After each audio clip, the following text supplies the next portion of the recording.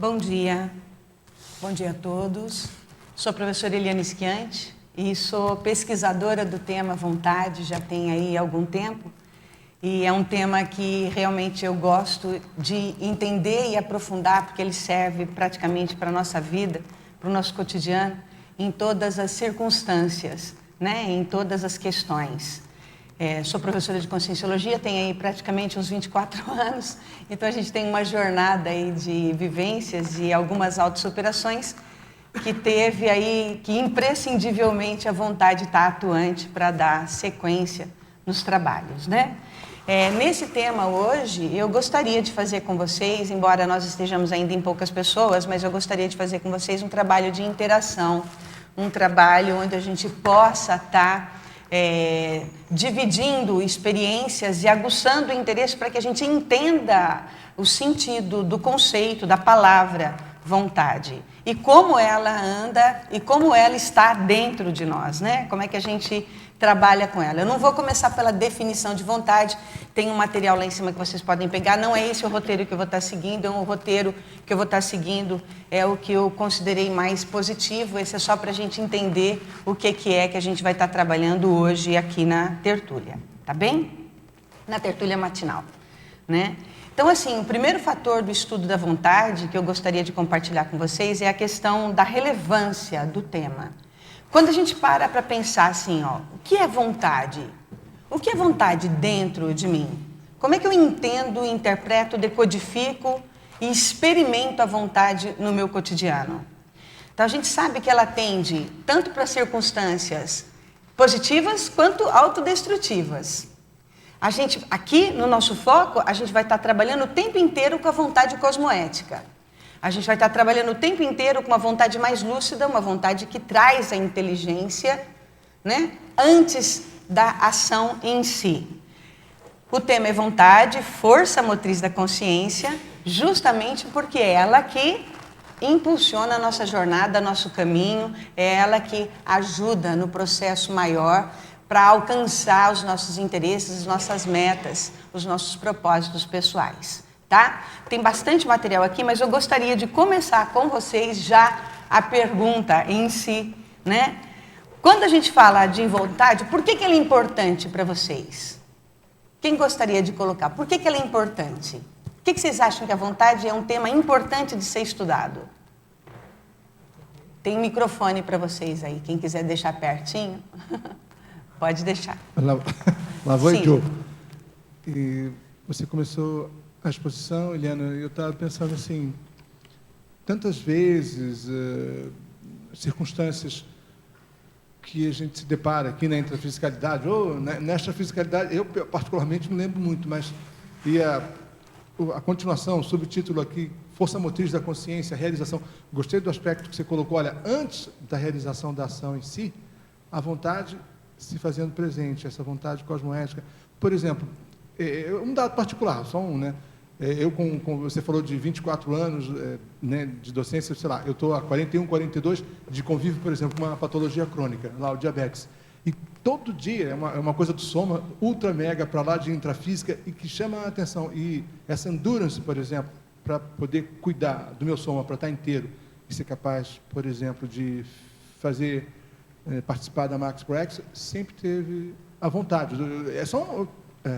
Dando só um aspecto, né, de cuidado, atenção com o corpo que existe. A cada momento, como é que está a glicemia, como é que não está a dieta e tal. A vontade imperando para eu fazer ação e é algo pertinente. Que tem que ser constante, frequente, contínuo e muito lúcido, né, Jarbas? Com alguns intervalos. Não, mas assim, olha só, assim, o que... Um exemplo, né? Como você está trazendo essa questão? Só para a gente começar a interagir, tá, pessoal? Olha o quanto a vontade, ela é necessária, mas não só ela, o quanto de disciplina você está tendo que aprender no contexto e no roteiro da sua vida nessa Proexis. Entende? Então, assim, é disciplina, auto-organização, disciplina. Porque em algum momento, se falha qualquer uma das circunstâncias na qual você tem que ter cuidado, já se perde a ação em si, você não consegue manter o foco naquilo que é prioritário, não é isso? E no limite você perde, assim... errou alguma dose de insulina, você perde, pode até dessomar, uma coisa boba. Né? E uma A auto-organização que tem que ter, ela realmente é implacável. O que mais, pessoal? Quem gostaria de colocar, assim, a relevância da vontade no contexto de vocês? Por que vocês acham que o tema vontade é tão séria? É tão imprescindível? Alguém gostaria de colocar? Bom, vamos discorrendo então, até a gente ganhar estofo, né? Até a gente entender o panorama da vontade em si. Olha só, vamos pensar no cotidiano o quanto é sério a questão da educação que a gente recebeu e dos hábitos que a gente tem. O quanto é sério quando a gente pensa em fortalecer e em fazer mudanças, né? E mudanças requer atenção, organização, disciplina, como o Jarbas estava colocando aqui anteriormente. Para mudar um hábito, o quanto requer de energia, de potência, de firmeza para essa ação acontecer. Para se concretizar esse contexto e a pessoa superar o processo dela. Olha, uma coisa muito simples para todos nós, principalmente nós mulheres, a questão de mudar o hábito alimentar. Olha só, mudança do hábito alimentar. Nós já sabemos hoje que a alimentação é praticamente medicação. Quem se alimenta adequadamente, dentro dos parâmetros corretos, com aquilo que a sua individualidade biológica necessita, fica menos doente, fica mais saudável. Portanto, simples fato da mudança de um hábito, o quanto requer que a gente esteja convicto daquilo que a gente quer. Né? O quanto aquilo que requer de empenho para que a gente possa realmente construir e melhorar a nossa condição pessoal. Então, olha só, dificuldade simplesmente de retirada de alguns alimentos e colocar outro tipo de alimentação que seja mais adequada, mais positiva, mais saudável. Isso requer vontade, isso requer firmeza. Por que que acontece? Por que que a gente sucumbe? Olha só a questão muito séria também, sedentarismo.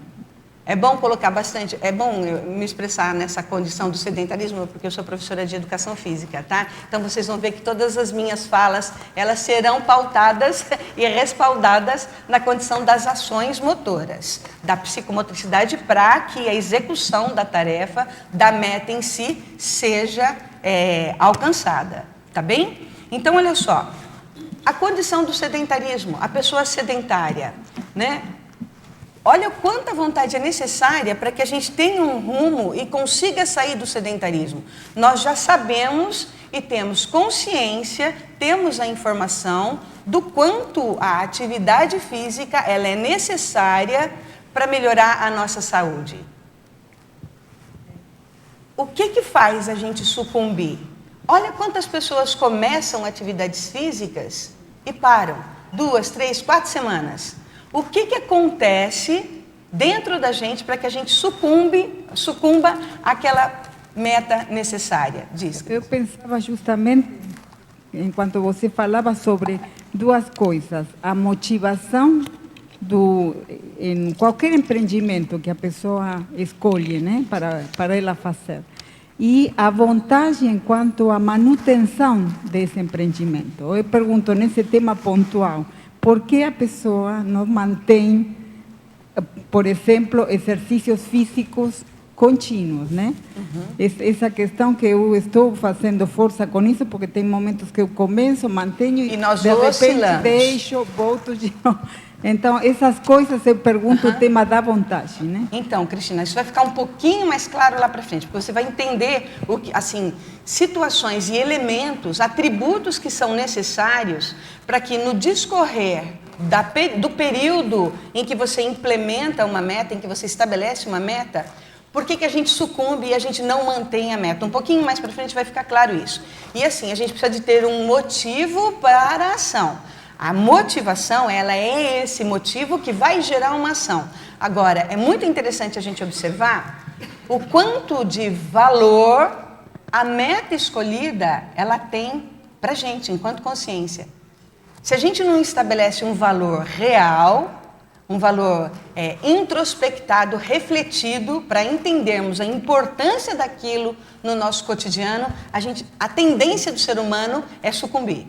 E depois vai ficar mais claro do porquê que a gente faz isso, tá? Eu achei muito bom o exemplo da Cristina, porque mesmo tendo prazer, a pessoa, alguma coisa, gratificação, fazendo exercício, você pode começar 2, 3 semanas, ainda assim, vira e mexe, a pessoa puxa o freio de mão e para. Mesmo uma atividade que a pessoa identifica prazerosa, pode perder alguns quilos, mas aí não tem uma endurance. É um paradoxo.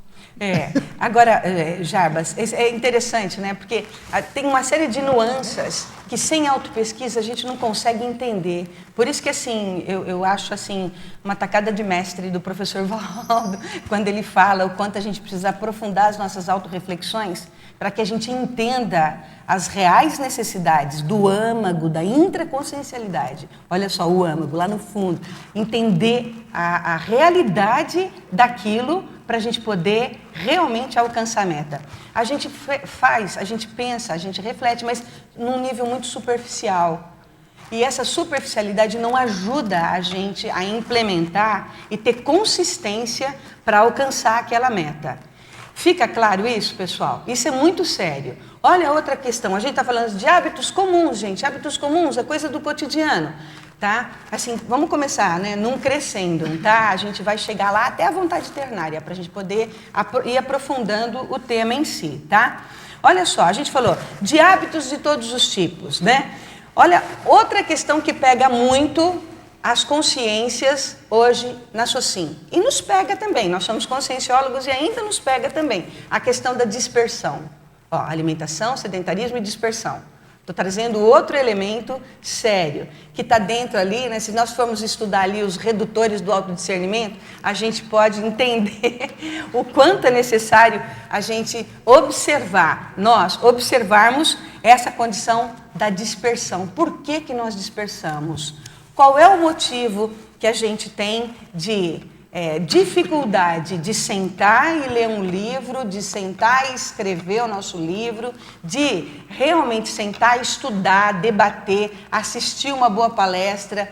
Normalmente há uma tendência, dentro do contexto normal da Socim, valorizar coisas que são supérfluas. Tá? Ainda nós também valorizamos aquilo que não é essencial para a nossa proexis. E dentro da proexis, no momento em que a gente realmente está afinizado com aquilo que é um valor real, aquilo que a gente processou, entendeu, interpretou, decodificou, está claro, a meta, ela ficou clara dentro da gente, a gente ainda tende a dispersar. Por que que isso acontece? Então, a autopesquisa, vou voltar de novo à autopesquisa. Na hora que a gente chegar um pouco mais adiante, isso vai ficar muito claro.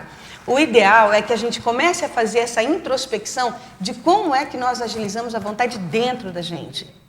Tá? Como que isso acontece nos nossos construtos cognitivos, na nossa mental somática, para que a gente possa realmente fazer a diferença na hora que a gente estabelece uma meta. Eu pensava que, enquanto você fala, de que realmente a gente tem que registrar a vontade como que ela é paulatina, né? É gradativa, depende da maturidade da consciência. E ela é neutra também. Ela é neutra. Aí aparece a importância da axiologia. Quais são os valores pessoais em função de agora, para Cristina, manter a vamos vontade. pensar. Eu acho assim, eu estudo o tema tem algum tempo e eu considero imprescindível, na hora que a gente estabelece uma meta, olha só, dentro do contexto conscienciológico, nós temos muitas técnicas que a gente pode estar utilizando que vai favorecer. Se a gente não faz um trabalho de autopesquisa mais aprofundado, buscando intimidade com a nossa intraconsciencialidade, ainda assim a gente se perde. A gente pode entender mental somaticamente, mas se não tiver alinhado com uma série de outros fatores, a gente ainda se perde. A gente ainda não consegue escrever o livro, não consegue botar a atividade física para funcionar, trocar uma alimentação e fazer as questões necessárias para que o cotidiano flua com mais eficácia. Sim, professor. Eu vejo também a questão dos princípios intermissivos. Quem tem inoculado os princípios intermissivos muito claros e procura viver consoante a eles, tem muito mais facilidade com o domínio da vontade. Então, o que a gente vê muito da perda da vontade, que pelo menos no que eu observo desses dessas 3 décadas, aí, encontrando alguns milhares de consciências, e também consciências, é a questão do princípio intermissivo não ser a prioridade. O nome já fala, é princípio. Se fosse só o valor, aquele item do verbete chamaria valorologia. Ele não chama, ele chama principiologia. Então, é uma ciência que o nome está indicando o ponteiro, é o princípio, é uma onde bússola começou na mão, tudo. É uma bússola na mão da consciência. Então, essa coisa de não viver consoante aos princípios intermissivos, não dessa vida, princípios intermissivos, cria muito mais abalo na consolidação da vontade. Pessoas que levam esses princípios mais a sério conseguem ter valores consoantes e conseguem alcançar metas consoantes. Isso mesmo. Porque, assim, olha só, uma das questões mais sérias que a gente tem no nosso contexto evolutivo, se a gente for pensar assim, ó, a consciência, né, o princípio consciencial, a vontade, ela é um sopro de vida dentro da intraconsciencialidade e que consegue, galgando patamares dentro da escala evolutiva, aos poucos. E ela não pode perder o rumo. O que acontece é que a gente perde o rumo o tempo inteiro. Porque a gente não entende a necessidade que é entender e estar dentro de um paradigma não mecanicista, um paradigma não materialista. As pessoas hoje, eu estava vendo um vídeo da professora Lúcia Helena Galvão, ela é uma filósofa que trabalha com a Nova Acrópole, que é uma escola de filósofos. E assim, eu acho muito interessante porque ela diz que a sociedade hoje em si é uma fábrica de homens débeis. Por que seria uma fábrica de homens débeis? Se nós formos olhar a mesologia, a cultura, a forma com que nós somos educados, isso tem uma relevância muito séria, muito significativa. Por quê? Nós não somos educados à superação dos obstáculos. Nós não somos educados para conseguir sobrepairar as dificuldades que a gente encontra, né? Então, é muito sério, no momento em que a gente encontra as dificuldades em si, saber analisar se o rumo está certo ou não, se a gente está com a bússola na mão ou não. E a nossa tendência é escolher. Existe dentro do contexto social, eu não generalizo de forma alguma, tá, pessoal? Pode ter consciências e níveis de escolhas e tudo mais. Mas o contexto da vontade em si, as escolhas que a tendência da sociedade, da grande sociedade, faz, é justamente escolher pela zona de conforto, pelo mais fácil. Por aquilo que deixa ela aparentemente mais aliviada, aparentemente menos saturada, que requer que ela se esforce menos. Então, isso é muito sério, porque nós somos educados dentro do contexto mesológico, a nossa cultura ela é assim. E dá uma pena danada, porque quando a pessoa tem um norte, quando ela tem a bússola na mão, ela segue mais esses princípios. Mas esses princípios, tudo bem que muitas consciências já nascem com ele nas suas competências cognitivas, e só faz aquele, dentro da educação que ela recebe familiar, ela consegue mais rapidamente recuperar ou não. E as famílias, normalmente, no momento que a consciência tem exemplos dentro de casa, bons exemplos dentro de casa, ela consegue recuperar mais rapidamente isso. Se ela não tem bons exemplos, e o que a maioria dos casos acontece na grande sociedade, na grande massa, né? Não ter bons exemplos. As famílias são meio que dilaceradas, tem os desequilíbrios naturais do processo educacional ali. E a educação fica falha. Quando a educação fica falha, há uma tendência da consciência se construir daquela forma e repetir os mesmos hábitos da família, com os valores emprestados dos pais, com os valores da educação dos pais e não os dela mesma. No momento em que ela se abre, no momento em que ela busca superar aquelas questões, é como se ela tivesse quebrasse a corrente dos hábitos que a família implementou nela. A sociedade, ela é assim. Então, esses anos todos que eu dou aula na faculdade, dei aula praticamente a minha vida toda, você nota que a gente acompanha determinadas consciências, determinados adolescentes e pós-adolescentes e até adultos, e você vê sempre, eu vejo sempre isso. condições de desequilíbrios familiares. E aquela pessoa, aquela consciência, ela vem com uma série de informações que não são os reais valores que ela tem. Às vezes ela nem sabe para que ela está fazendo aquilo. Ela simplesmente seguiu o fluxo daquilo que já é natural, normal, do cotidiano, daquilo que ela foi ensinada, da educação que ela recebeu.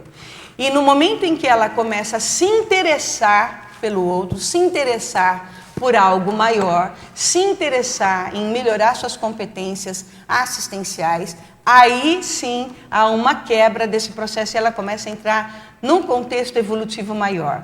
Ainda assim, nós, intermissivistas, nós temos as nossas dificuldades de superar as nossas problemáticas, os nossos trafares, os nossos travões. Só que nós já conhecemos, então nós podemos fazer diferente. Eli, eu vejo também que, nesse caso, o intermissivista, ele não encontra um ambiente familiar, na sua grande maioria, já estruturado para dar bons exemplos. Ele veio para dar o bom exemplo. Ele que veio puxar o carro. Ele que vai fazer a diferença. Enquanto ele não assume essa posição, ele fica esperando de um grupo, que aquele grupo ofereça a ele as necessidades evolutivas dele. No entanto, foi ele que assumiu vir para cá e para atender às necessidades evolutivas do grupo. Então, há uma inversão de papéis na hora que o intermissivista cobra do grupo aquilo, mas eu não tive um ambiente assim, como desculpa de uma vontade fraca. Eu não tive isso, eu não tive aquilo. Sim, mas era para não ter mesmo. A ideia original era essa. O princípio lá de cima é justamente que a gente traz para cá, é justamente esse. Você vai para dar melhores exemplos. Você teve o privilégio de frequentar um curso intermissivo para agir de um modo diferente do seu grupo, para puxar o processo evolutivo do grupo. E isso é muito interessante, Malo, porque assim, a ideia é quebrar a corrente dos maus hábitos. Então, a pessoa mais lúcida da família, ela faz um trabalho de renovação e de autoexemplificação que quebra essa corrente do mau hábito. Agora, assim, isso só acontece quando a consciência está um pouco mais lúcida. Então, quando a gente consegue, por exemplo, chegar na conscienciologia, entender as ideias e investir nas técnicas conscienciológicas, aí começa a abrir e ampliar a nossa lucidez. E aí nós começamos, é o início do princípio, do começo da inteligência evolutiva sendo respaldada, né, através dos nossos atos. Atos, comportamentos renovados, porque essa inteligência evolutiva começa a ser utilizada. Até então, a consciência fica abafada. Muitos não chegam, porque ela se mantém naquele contexto da zona de conforto, que ela estabelece dentro daquele grupo. E isso que é um grande problema. Sabe que queria adicionar ao dito pela professora Malo, que estava lendo nesses dias também, que estou trabalhando com ele, o Léxico de Ortopensata. E o professor Valdo justamente fala, tem uma pensata onde ele explicita que o curso intermissivo realmente é o mais que a consciência recebe. Que não tem, o intermissivista não tem como se queixar, porque justamente ele recebeu muito mais além do que muitas consciências, a maioria das consciências. Então, ele bate ponto sobre isso, né? Esclarece a importância de realmente pensionizar nisso e não estar ficando sempre achando que os outros têm que dar para a gente. Eu penso que na queixa a pessoa já se posiciona nessa questão de que os outros, ela merece que os outros façam alguma coisa por ela. Então, isso, agora, sim, isso é bem sério, né? É uma condição equivocada na forma da própria educação. Porque se ela fosse estimulada a buscar superar os hábitos. Olha, hoje só estava vendo um filme, também um vídeo do professor Mário Sérgio Cortella sobre a educação de crianças, né? Hoje, os pais, eles se equivocam na maneira de ensinar os filhos. Isso é um problemão. Por quê? Ao invés dele chegar com uma educação firme e botar, olha, eu estou na posição de pai, então estabelece algumas normas e regras onde o filho precisa se alinhar. Ele não fala assim, por exemplo, filho, sente-se aqui. Filhinho, onde você quer sentar? Filhinho, o que você quer comer? A criança ainda de 8, 7 anos de idade, ela tem competências, dependendo do grau de evolução que ela tenha, mas ela ainda não está estabelecida para saber escolher exatamente aquilo que é prioritário, aquilo que é melhor para ela. Filhinho, que escola você quer estudar?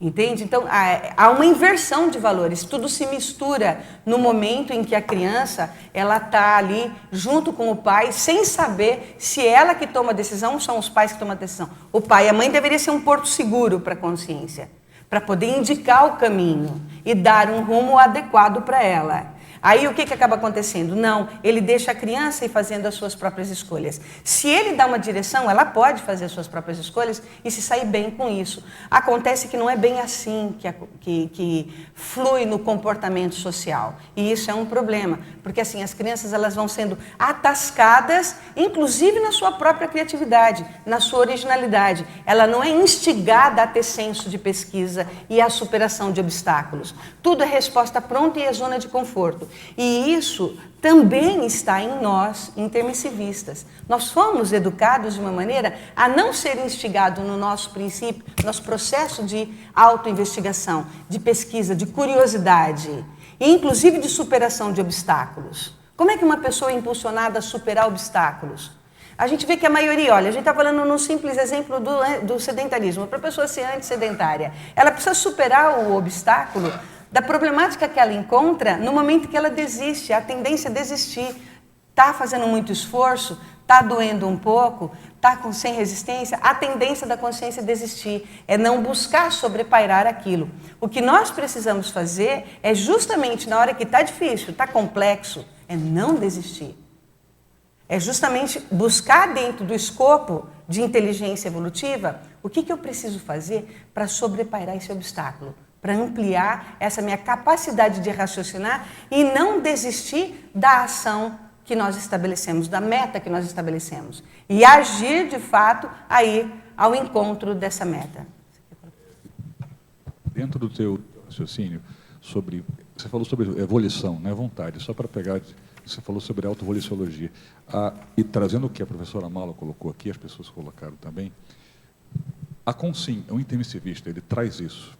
Ele tem consigo, no seu substratum, alguma volição.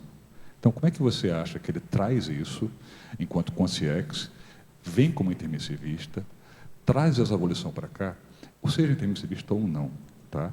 E como ele desenvolve esse percentual de volição durante a sua vida? Você está colocando isso, eu estou entendendo bem, mas como é que isso vem do ponto de vista de um sensitivo, por exemplo, de um pesquisador sensitivo? Como é que isso funcionaria? Porque são outras variáveis, é diferente. Eu vou chegar lá. Na hora que a gente falar sobre os fatores do tema em si, da característica da vontade em si, a gente vai colocar isso de forma bem clara, tá? Eu espero falar da forma bem clara, tá bem? Então, assim, só para a gente dar continuidade, a gente pode pensar, o seu crescimento começa onde a zona de conforto termina. Enquanto a gente estiver na zona de conforto, a gente não dá continuidade no nosso crescimento. Enquanto tudo estiver estabelecido, estiver tudo muito tranquilo, muito sereno, muito suave, onde não requer que você exercite a sua capacidade pensante, sua inteligência evolutiva, a gente não sai daquele contexto, né? E assim, uma frase, uma pensata do professor Valdo Vieira que eu considero bastante relevante é assim, a consciência é a vontade, que a gente estava falando, Rodolfo, naquele momento do sopro, do ânimos, né? É a vontade que orienta a consciência. Em segundo lugar, vem a sua autodeterminação. O sucesso ele tem a ver com o completismo de cada dia. Então, nós estabelecemos uma meta. Por exemplo, eu estabeleço a meta de fazer TENEPS, né? Para a pessoa nova, para o aluno novo, que está no contexto dele de cotidiano, do dia a dia, né? Então, olha só. No momento em que ele procura estabelecer ações para chegar na meta maior, ele tem um planejamento. Ele sabe que ele quer fazer e iniciar TENEPS no final do ano. Quais são todas as situações, as ações que ele precisa fazer para que ele consiga realmente iniciar a tarefa? E, pessoal, começar é fácil. A questão mais séria é o continuismo. Para o continuismo é que a gente precisa entender bem a vontade ternária, proposta pelo professor Valdo. Porque se alguma coisa estiver em desequilíbrio, dificilmente a consciência dá continuidade ou tem continuidade nas suas metas interassistenciais. É isso que muitas vezes as pessoas não entendem, né? E que nós, muitas vezes ainda, nos fragilizamos diante de determinadas questões, porque tem algum veículo de manifestação que ainda não está na sua melhor performance. E a gente vai ver já já como isso acontece. Agora, o conceito em si, a palavra em si. Qual que é o gênero da vontade? O que ela é? O que ela é para vocês? A gente já está discutindo sobre vontade. A gente já tem um panorama a respeito do que é o tema. Né? O que é vontade? Para a gente não confundir o conceito. Ela é um desejo? Ela é um objeto? O que ela é? E de onde ela vem? Olha só. Para a gente ter uma ideia, né? Para que a gente possa pensar adequadamente. A vontade, todos nós sabemos, ela é um atributo da mental somática. Se ela é um atributo da mental somática, ela tem que ser pautada pela razão, pelo discernimento, pela inteligência evolutiva. Não dá para pautar ela impulsionada pela condição da empolgação, pelo desejo ou pelo psicossoma. Quando a gente, às vezes, tem essa empolgação, esse impulso de fazer as coisas e não para, não discerne, não pensa no que aquela ação vai causar, a nossa tendência é seguir o roteiro da meta impulsionado por esses desejos. E desejo não é vontade. Impulso não é vontade. Empolgação não é vontade. A vontade sempre requer que a gente tenha, no arcabouço cognitivo, na nossa mental somática, uma clareza do que se quer e do porquê a gente quer alguma coisa. Por que a gente estabelece aquela meta? Qual que é o nosso objetivo estabelecendo aquela meta? E não dá para ser só porque gosta, porque tem prazer, porque se sente feliz com aquilo. Precisa também, tá? Gostar e ter prazer com aquilo, né? Tanto é que o professor Valdo sempre falava, motivação, trabalho e lazer, né? E motivação, trabalho e lazer, tudo indica que não requer esforço. Porque quando você faz esforço, você se arrasta. Quando você bota força de vontade, não é que o esforço seja ruim não, tá, gente? O esforço ele é muito bom e ele é necessário. Tá? Ele é necessário, mas você não se arrasta para chegar. Quando você faz com motivação, com o trabalho, e aquilo é, até certo ponto, um lazer para você, todo esse processo de ações que você implementa no seu cotidiano, eles são mais favoráveis. Você não se arrasta para fazer, você faz com um certo entusiasmo. O que seria um entusiasmo? Ele vem do psicossoma? Ou ele é do mental soma? Olha só, nós temos que confluir o equilíbrio do mental soma junto com todos os veículos de manifestação. Também não dá para ser única e exclusivamente um contexto só racionalizado e técnico e mental somático, só isso. Ele precisa de ter aquele gostar, ele precisa se sentir bem fazendo aquela atividade. Por isso, ele coloca do lazer em si. Você tem um motivo para a ação, você racionaliza aquilo que você quer alcançar e nisso você se sente bem fazendo aquela tarefa. E aí não se arrasta para fazer, né? Não se esforça de maneira inadequada a perder energias. Aí o Roberto Assagioli, aqui ó, do Ato da Vontade, né? Que é um pesquisador da psicossíntese, ele é um psicólogo italiano, que fala da psicossíntese. E ele fala, no caso, né, da vontade hábil. O que é a vontade hábil? Quando a gente define habilidade, a gente pode falar assim, aquela pessoa é muito habilidosa. Quando uma pessoa chega a ser habilidosa em determinadas questões, significa que ela perde pouca energia fazendo aquela tarefa. Dentro dos nossos dicionários, a palavra habilidade é fazer o máximo de tarefa com o mínimo de desgaste de energia. E desgaste de energia. Energia você tem que pôr, mas você não se sente desgastado. Ao contrário, aquilo é uma injeção de ânimo que te motiva e que faz você alcançar a meta de maneira prazerosa, de maneira otimizada, de maneira satisfatória. E é justamente nesse processo de satisfação íntima que a gente não perde o rumo. Ok? Depois a gente vai falar de técnicas para isso. Cris, deixa eu discorrer só um pouquinho mais, tá? Aí eu te dou a palavra de novo. Então, olha só, desejo, ele é do corpo emocional. Quando você tem um desejo de alguma coisa, pode ter certeza que aquilo está pautado no seu ego, ou no nosso ego. Isso é um desejo, não raciocinou, partiu no impulso, foi na empolgação. Aí ele está realmente sendo um procedimento egoísta da nossa parte. Entende a ideia? Então, assim, o desejo em si, ele tem um certo senso de cobiça para alcançar a meta. É um processo de poder, até meio que anticosmoético, quando a gente fala, né? Eu desejo fazer alguma coisa porque isso vai me fazer muito bem. Né? Nós temos que pensar em fazer coisas que sejam benéficas para a gente, mas nós temos que pensar também em que, dependendo do nível daquilo que você quer chegar, se não houver um raciocínio crítico, discernido e cosmoético em cima da ação, você está atendendo só o seu ego. E quando você fala de vontade para ampliar o escopo de entendimento, de compreensão do tema em si, alinhar com o bem-estar em fazer a ação em si, e ter saúde para fazer aquela ação em si, a ação motora em si, a energia, ela é como se carregasse as baterias para a gente alcançar de maneira mais satisfatória aquela nova meta, aquele novo empreendimento, aquele objetivo que a gente se estabeleceu. Então, olha só, o desejo, ele também não é um impulso. E a vontade também não é um impulso. O impulso, ele é impensado, ele é instintivo. E muitas pessoas, elas, assim, eu falo de carteirinha isso, tá, pessoal? Falo porque realmente é fruto de autopesquisa isso aqui.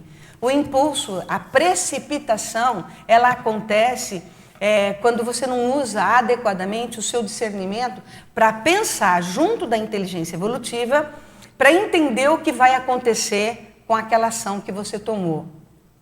E isso, faltou discernimento, certamente a gente dá com a cabeça na parede, dá com a cabeça na porta.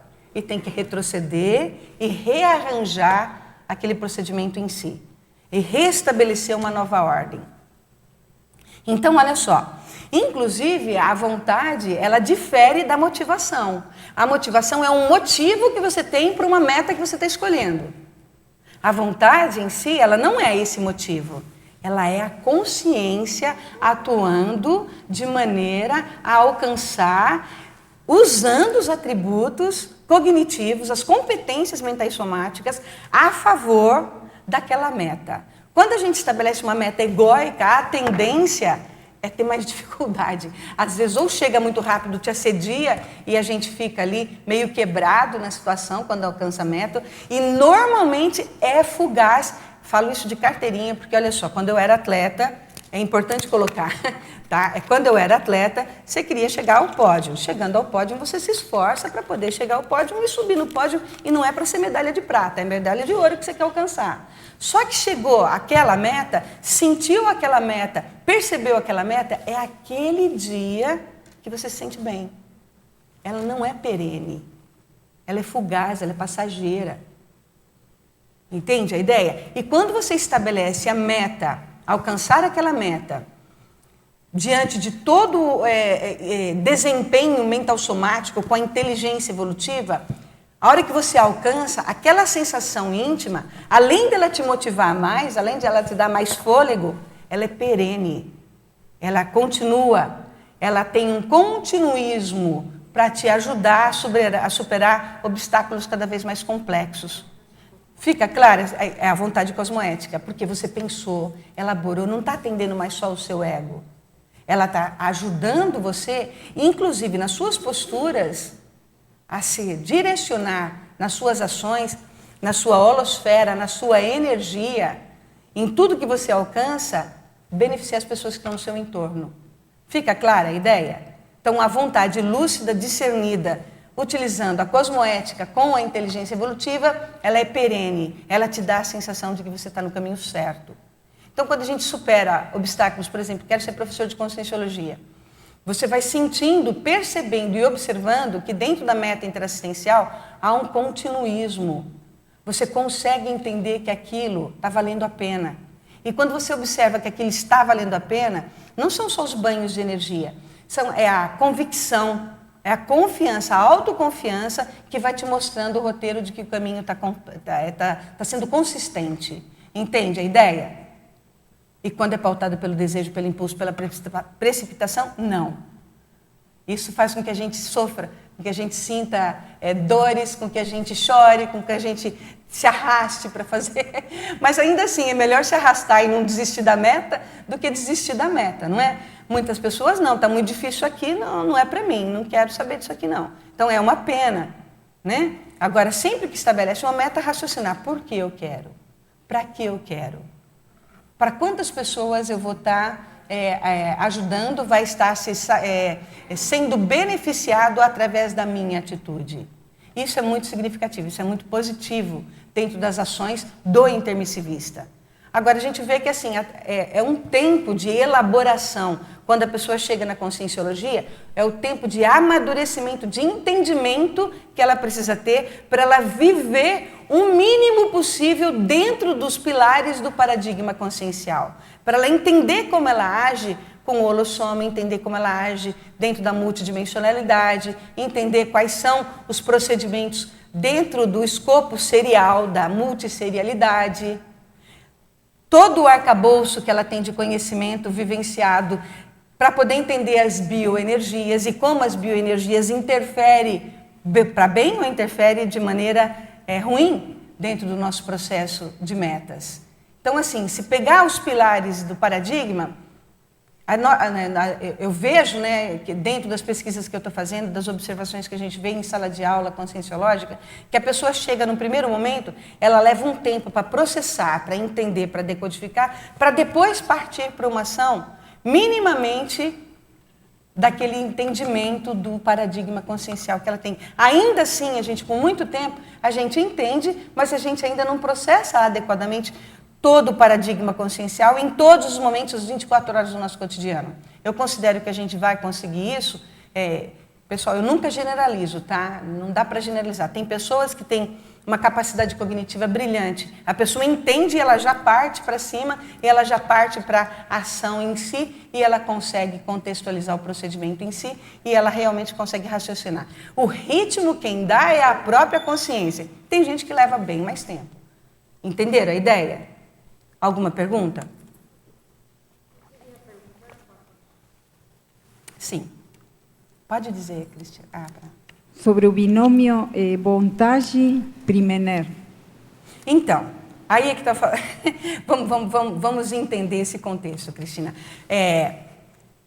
Eu considero que assim, a primener, ela acontece, essa alegria maior acontece com a consciência quando ela vai buscando inúmeros acertos, quando as atitudes, quando os comportamentos, quando as ações dela vão sendo positivas, altruístas e cosmoéticas.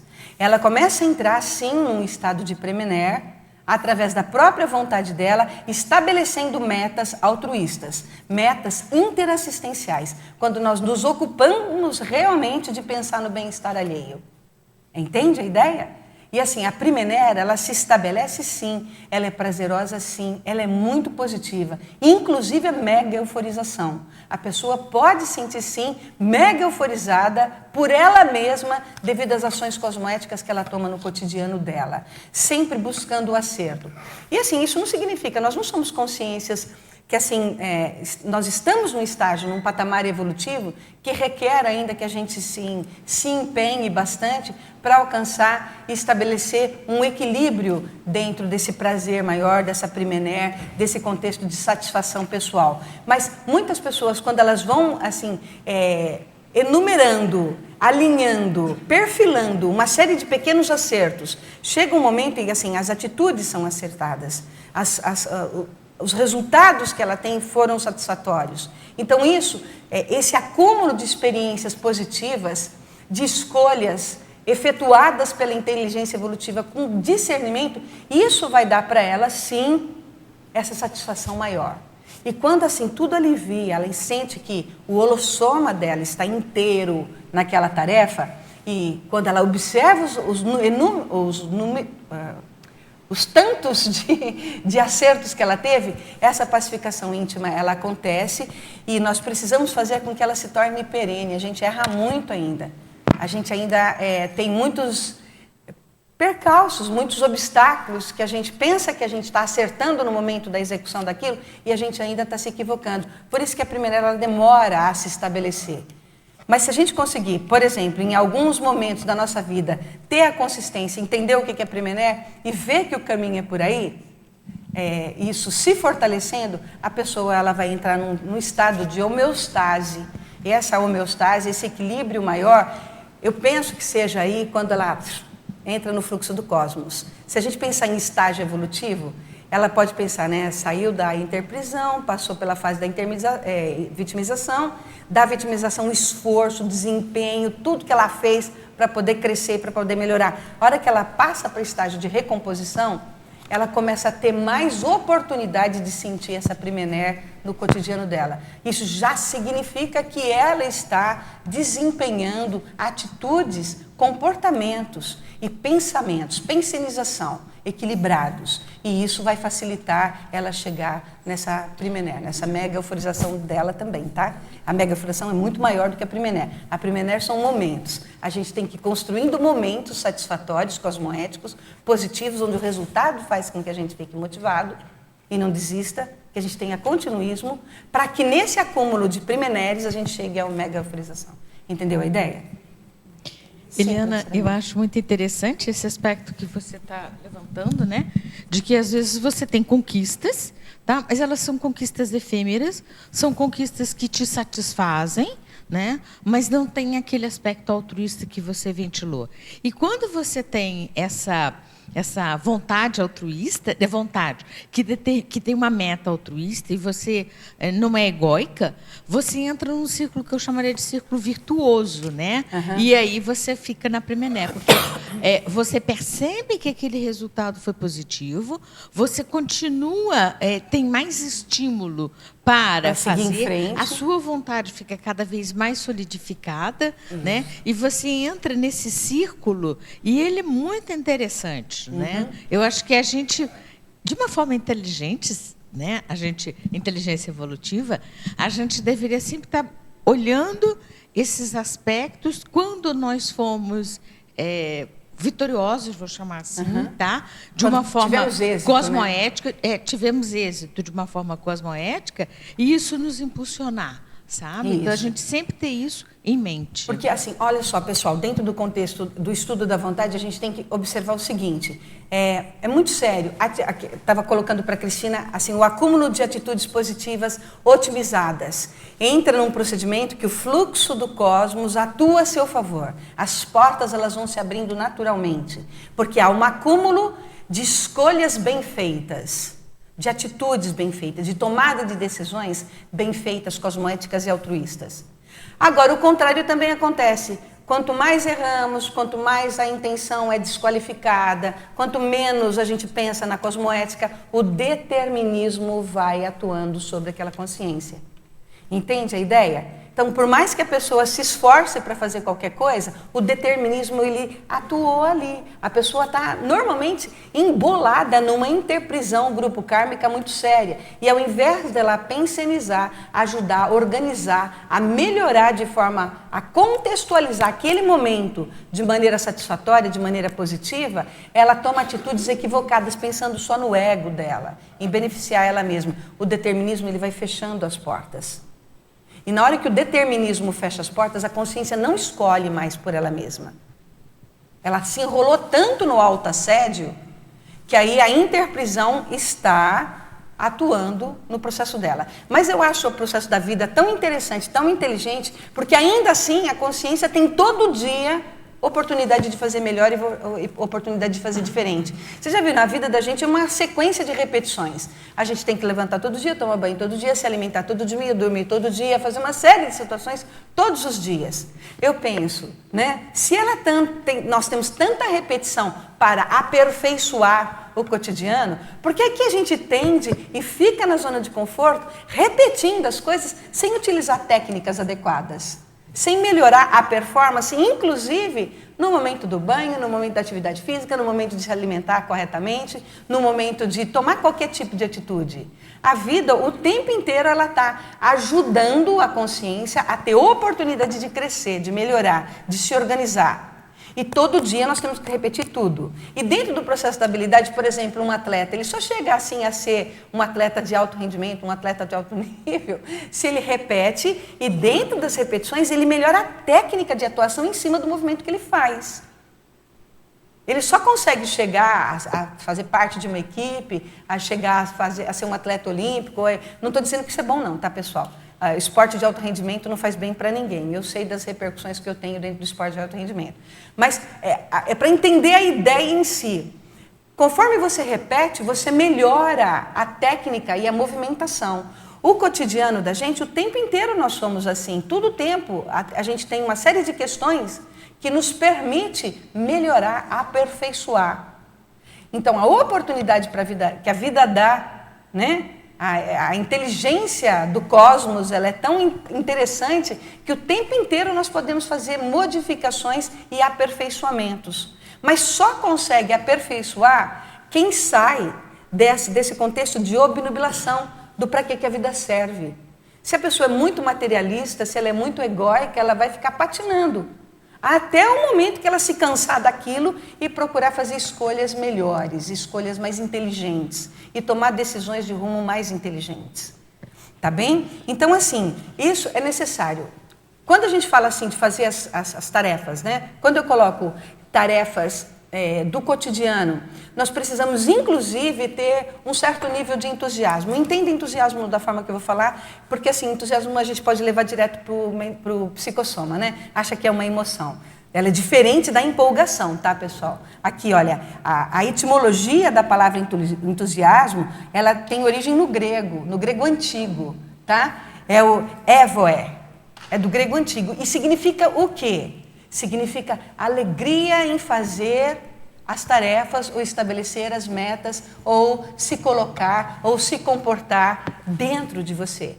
Entende a ideia? Então, todo momento, muitas pessoas reclamam, todo dia já acordam mal-humorado. Eu acho isso muito complexo, a pessoa acordar de mau humor, dormir 8 horas e acordar mal-humorada, né? O ideal é que a pessoa tenha uma observação perante a oportunidade de viver de maneira satisfatória, de maneira a observar que ela pode fazer as coisas, fazer as tarefas de maneira mais otimizada e feliz e alegre, sim. E observar dentro desse roteiro um otimismo saudável. Não é síndrome da Poliana isso, tá, pessoal? Não é olhar, botar um óculos cor-de-rosa e ver que está tudo lindo, maravilhoso, quando está tudo despencando. Mas é ter um certo nível de autoconsciência de que se você não coloca otimismo nas tarefas que você realiza, a gente vai impregnando a autoconsciencialidade, a pensenidade, de maneira a bloquear, inclusive, os hemisférios cerebrais e bloquear os chakras superiores. Quando a pessoa é autodestrutiva, é negativa, é chata, ela entra nos processos das voliciopatias, é preguiçosa, é desanimada, né? Ela impregna os procedimentos das redes interneuroniais e não deixa os chakras superiores fazer jus àquilo que o fluxo do cosmos está pedindo para ela fazer, que são os princípios, seguir os princípios dela, seguir as inspirações que ela tem. Então, com chakras superiores bloqueados, quem é que vai pensar em altruísmo? Quem é que vai pensar em ajudar o outro? A pessoa está tão egóica, pensenizando, fazendo tanto contra-pensene autodestrutivo a respeito dela mesma, com baixa autoestima, sem autoconfiança necessária para fazer as tarefas, uma autoimagem completamente distorcida dela mesma, e faltou autopesquisa para ela entender esse roteiro, os chakras, os hemisférios cerebrais não trabalham a favor dela. Isso eu estou falando de intrafisicalidade ainda, tá, pessoal? Na hora que a gente observa que essa é a ponta do iceberg para o assédio montar em cima e drenar a pessoa de canudinho, isso é muito sério. E as pessoas com um único pensamento autodestrutivo, os assediadores tomam conta dela. E aí ela está no determinismo que a gente colocou aquele momento, um pouquinho antes, um momento atrás. Será que esse é o princípio da voliciolina? Você tem entusiasmo, você tem a motivação para fazer ali as suas metas, né? Cumprir suas metas? A voliciolina, Cirlei, pelo que o professor Valdo ele coloca, ela é um combustível.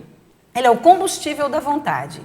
A vontade em si, ela é a ação motora que segue a inspiração do seu pensamento. Ó, pensamento é força criadora.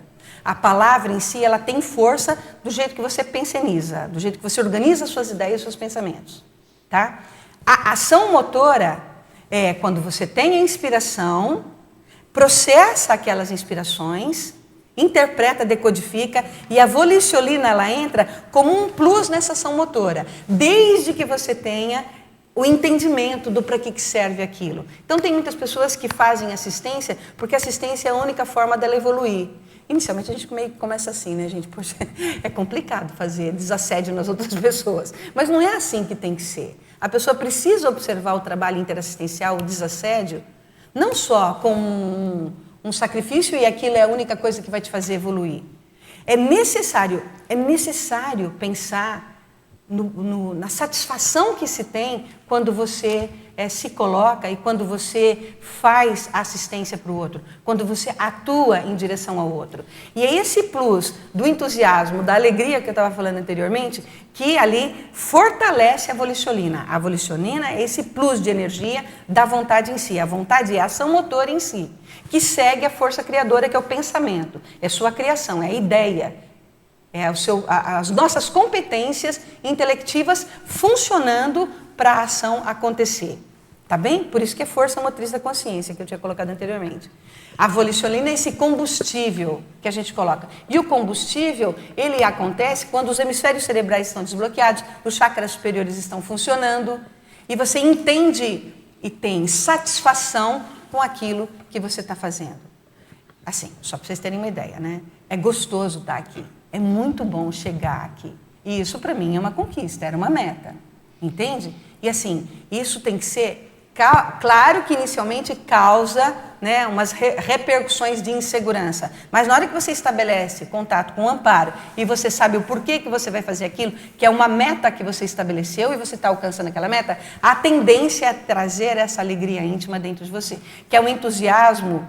Não o entusiasmo do psicossoma, da empolgação em si, tá? Mas é essa alegria que acontece dentro de você, que ajuda você a alcançar novas metas. Entenderam a ideia? Sim. Sim, Eliane, obrigada por o trabalho de pesquisa. Eu acho que sou uma pessoa com muita força interior, mas desde que cheguei aqui, eu não programei assim, exatamente uma programação, não? Mas foi a necessidade própria de fazer a eleição. Um exemplo que comecei com a consciencioterapia, nada mais chegar. Com um curso de formação de autores, nada mais chegar. Porque Valdo falou que eu tinha em Madrid, Espanha, que tinha que escrever um livro. Eu não me sentia com essa de escrever o livro. E então fiz o curso para, de alguma forma, responder à petição de Valdo em sua época, não? Mas, e eu fui assim, segundo iba eu necessitando, iba melhorando com a consciencioterapia, iba fazendo tal, e foi fazendo assim, quase como se eu tivesse uma conexão com o amparador, que não era. Ao menos eu não sentia assim, mas depois já fui pensando, porque finalizava uma etapa e voltava a outra e tal. Mas depois, nas eleições, para que eu podia ser produtiva aqui, aí foi tudo uma desvantagem, era tudo dificuldades. Fazia uma lição, por exemplo, na OIC, ou uma lição na Conscius, ou uma lição em tal. Hoje era tudo como se fosse uma parede para poder passar e fazer a etapa que eu pensava que devia fazer. Com isso do desejo e a vontade, para mim não existia aí o desejo. Era dizer, eu para que posso ser produtiva? Eu pensava. E vinha, posso ser produtiva aqui, sou psicóloga, poderia ser aqui e tal. Tá bom, mas não dava aí. Tentei também... Mercedes. Espera um minuto, vou finalizar assim muito brevemente, porque para mim é importante dar esse panorama para você. Tentei a docência, fiz a docência, depois tentei fazer aulas de docência e não deu, que é impossível atravessar a parede, porque eu atravieso o que seja, como tenho a ideia que tenho que fazer, que eu penso. E depois essa foi a conscienciometria, ser conscienciometra. Fiz, mas não atravessei depois também a parede, sabe? Dije, tá bom, vou descansar, vou pensar, vou fazer a ver que vem. E isso era um pouco o que queria plantear para você, que às vezes, el ter essa vontade grande, porque eu estou aqui também por vontade, e a vontade de saber que isto era o melhor para mim, em primeiro lugar. E eu atravessei 3 anos esperando para poder vir, e vim. E aqui estou, sabe? E aqui vou somar. Mas há coisas como que quizás seja que não seja isso o que eu tenho que fazer, porque tanto muro, eu já não entendo, sabes? Então, Mercedes, é interessante a gente observar, dentro da sua fala, houve uma renúncia de você deixar a família, deixar todo mundo na Espanha e vir para cá. Não, a gente acaba deixando, tem uma renúncia assim, no momento de uma meta maior. Isso é super positivo. Isso é muito positivo mesmo. O que nós precisamos entender é que quando cada obstáculo ele acontece justamente para a gente fazer reflexões e entender adequadamente o que precisa ser revisto. Então, olha só, se você pensar na perseverança, você está sendo perseverante porque você está se mantendo e você quer construir mais questões. O que é a perseverança dentro do contexto da vontade, aproveitando a fala da Mercedes? A perseverança, ela é um ritmo cadenciado e ordenado, que ajuda a ter constância. O que é a constância? A constância, para ter a constância, o continuismo de fazer, é necessário lembrar o tempo todo da meta estabelecida. Muitas pessoas não conseguem ter constância, ter continuismo, porque ela não lembra da meta que ela estabeleceu. Lembra que a gente estava colocando anteriormente? Que assim, a pessoa estabelece uma meta, vou mudar minha alimentação, vou mudar minha dieta, quero uma dieta mais saudável, quero fazer atividade física, quero escrever um livro, quero fazer TENEPS, e por aí vai, né? Quero melhorar meu parapsiquismo, e por aí vai. Quando você persevera e você dá ritmo cadenciado, constante, todo dia, para aquela meta ser alcançada, não tem como, o amparo ele vai atuar favorecendo aquela meta porque ela é altruísta.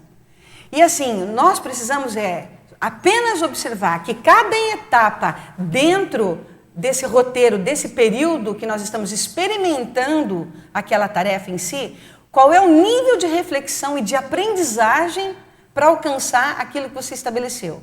Eu vejo sempre assim, dentro do processo, né, da conscienciologia, muitas coisas não acontecem como eu quero, do jeito que eu quero. Por quê? Porque precisa de amadurecer uma série de outras coisas, que é só aquele momento evolutivo. Ele não pode ser supérfluo, tá, pessoal? Ele há de estar dentro do roteiro, dentro do contexto da meta da pessoa. Essa série de pequenas ações, de pequenos comportamentos, de pequenas experiências e experimentos propostos, inclusive pelo próprio amparo que está ali, ele vai te ajudar a entender o que precisa ser refletido, o que precisa ser melhorado. Por isso que nós não podemos perder tempo e nem se autoculpar se há realmente desempenho, força de vontade, está caminhando, tem continuismo, a pessoa é perseverante, ela não pode desanimar. Por quê? Ela tem que, ao contrário, manter o ânimo firme para que ela entenda a aprendizagem do momento. Se não houver uma reflexão consolidada na aprendizagem do momento, aquilo vai se repetir novamente, e vai se repetir novamente. Lembra que a gente estava falando anteriormente? A vida é muito sábia, a natureza é muito sábia nesse sentido. Todo dia a gente acorda e todo dia a gente pode fazer diferente. Só que a gente responde ao cotidiano sempre com os velhos hábitos, os hábitos viciados, o jeitão viciado de ser, de pensar. E a gente não faz o esforço de entender que essa nova atuação ela é necessária para sobrepairar. Então, olha só, a perseverança é a condição de ritmo ordenado, ordem e sequência de prioridades. O que fazer, como fazer, de que jeito fazer e por que eu estou fazendo isso. Lembrar disso é que dá constância e continuismo. E não desanimar, porque a meta em si, ela vai ser alcançada, se a pessoa tiver estabelecido isso dentro dela. Mas ela precisa fazer as pazes com o momento. Para fazer as pazes com o momento é necessário paciência. Sem paciência é muito difícil. Eu escrevi um verbete chamado Paciência Incólume, eu não sei se vocês sabem. Então, por que eu escrevi esse danado desse verbete, gente? Porque assim, eu sei que da psicomotricidade, eu sou do impulso, da empolgação. Eu não era do entusiasmo, eu era da empolgação. O atleta, ele age assim, entende? Ele vai assim, nossa, tem que estabelecer uma meta, tá, vou chegar naquela competição, vou fazer o meu melhor. Então, assim, só que Isso tudo era para saciar os meus anseios, tá? Então, chegava naquele momento, tinha aquele prazer fugaz, mas em seguida aquilo, eu falei, caramba, e agora? Para onde eu vou? Ó, para vocês entenderem, né, dentro dos esportes em si, todo mundo lembra do Michael Phelps, né, que era aquele nadador que aí medalhou incrivelmente em várias Olimpíadas consecutivas, e quadro de medalha dele era só pódio e ouro, né? Terminou a meta em si, o que aconteceu com o rapaz? Entrou numa depressão incrível, partiu para cima das drogas, ele não tinha mais rumo. E assim, o que aconteceu? Obviamente que na vontade de melhorar, sempre tem amparo na situação quando a pessoa se predispõe a superar um vício, a superar uma problemática. Ele se casou, teve uma filhinha, aí a consciência veio para ajudar a família e ajudar ele. E isso veio ajudar no processo, porque a criança aí em si funcionou como um elemento inspirador do continuismo. Aí ele veio para a Olimpíada do Brasil, ano passado, no Rio de Janeiro, e ele medalhou muito bem, mas ele não teve a mesma performance nas Olimpíadas da China e de Londres, por exemplo. Ele foi muito bem, porque ele realmente é assim, dentro do esporte, é um ícone dentro do esporte de garra, né, de força de vontade. Só que o que acontece com isso? A satisfação fugaz, passageira, na hora que terminou a meta, a pessoa decai, ela declina, ela desanima. É isso que nós não podemos deixar acontecer. Quando a meta é bem escolhida, bem traçada e a decisão ela é realizada com inteligência, a tendência é não perder o rumo. Você estabeleceu a meta, agora qual é a próxima? Qual é a próxima? E se colocando sempre e continuamente, de maneira técnica, inclusive, para metas mais ousadas. E, gente, até a gente chegar a CCL, tem muito arroz e feijão que a gente vai ter que comer. É muita água embaixo da ponte, é uma jornada evolutiva incrível. E, assim, se a gente... quando passa aquela fase das crises mais complexas, né, das crises mais sofríveis que todos nós passamos, para sair da vitimização logo de uma vez e entrar logo para a fase, estágio de recomposição, a gente passa por uma série de questões que bota a gente em xeque. Vamos ver se ela tem força de vontade mesmo. Ó, tem essa experiência aqui. E aí vai. Diz, Rosimar. Eu estou achando muito interessante e eu queria entender como fica a motivação nesse contexto, porque até então... eu estou achando que a vontade é uma consequência da motivação. E Não. aí eu queria que você explicasse nesse contexto como fica, né? Tá. Rosilmar, motivação, pensa sempre assim, ó. Você tem um interesse, você tem uma meta para conquistar. É um motivo que te leva a uma ação. Motivação é isso, é o sentido da palavra. É o motivo para uma ação. Você se mantém motivada para chegar até alcançar aquela meta em si. Psicossoma? É psicossoma atuante. A vontade, não. Ela é racional. Ela tem o equilíbrio do discernimento. Então, assim, quando a vontade é pautada pela razão, pela lógica, pelo discernimento, a tendência é você se manter mais motivada, porque você vai vendo razões para a sua meta, para alcançar a sua meta, entendeu a ideia? Então, motivação não é vontade. Eu diria ainda, mais do que vontade, né? Que eu converso sempre aqui com o Rodolfo, ele sempre me alerta essa questão e eu acho muito interessante o processo. É a volição. Tá? A vontade até, ela é meio, uma palavra meio que chave, né? Parece meio que o amor, fica meio... instigado pela sociedade, é um negócio meio que banalizou o sentido dela, né? O legal é falar força de vontade, dentro dos aspectos volicionológicos. Aí sim, a gente consegue entender de maneira mais clara, mais técnica, dentro do paradigma consciencial. A vontade é o discernimento na sua ação motora, que faz você chegar à realização. Quando você tem motivos para chegar, entendeu? A vontade, ela impulsiona, ela é uma ação. Ela faz você materializar, ela faz você concretizar. Ela faz você alcançar a meta. Materializou, concretizou. Aquilo estabeleceu dentro do roteiro dela. Tá bem? Fica clara a ideia? André? Oi, Eliana. Eu queria voltar um pouquinho. Justamente você pegou agora a questão de vontade. Eu entendo, tu trouxe agora um pouquinho que vontade, eu estou entendendo que é um atributo neutro. Ou, porque é neutro, porque ela pode ser tanto para o bem quanto para o mal, olha só. Aí, ela pode ser tanto cosmoética como anticosmoética. E nesse ponto que eu queria pegar. Aí a professora Amalo trouxe a questão que a pessoa que consegue implementar a vontade, ela tem mais lucidez em relação aos princípios intermissivistas. Mas vamos pegar aquela pessoa que não tem, que é materialista, mas que ela aplica, ela traça seus objetivos e faz. Corre atrás e realiza. Seja ele, mesmo sendo empreendimentos, até certo ponto que a gente pode dizer que não são anticosméticos, muito anticosméticos, tem o seu nível, alguma coisa, mas assim, ela realiza. Como é que fica essa questão, então? Se a vontade é neutra, o atributo da vontade é neutro, em relação a essa questão, claro que a gente está trazendo para o nosso contexto, que quanto mais lucidez a gente tem dos nossos princípios intermissivistas, mais a gente vai aplicar e vai desenvolver a inteligência evolutiva. Até certo ponto, a vontade também não seria um hábito de colocar esse atributo em execução? Olha só, André, tudo depende da intenção da pessoa. Ela pode ser materialista, não entender nada de conscienciologia, de paradigma consciencial, que é a maioria dos casos que a gente tem na sociedade. Mas a intenção dela é justa, é clara, é boa, é fraterna, é otimizadora. Olha só, no CAP, no curso que eu trabalho, eu passo aquele filme A Procura da Felicidade, do Will Smith, né, do Chris Gardner, que ele está aí, até outro dia eu vi uma entrevista com ele na Globo News. É uma consciência que não fala de multidimensionalidade, mas, no entanto, é uma consciência que empregou tanto o desempenho dela em cima de uma meta, que hoje ele é um bilionário dentro do processo empresarial, porque você vê o ritmo cadenciado que ele deu para alcançar a meta dele. E ele não entende nada de conscienciologia. Agora, vamos pensar.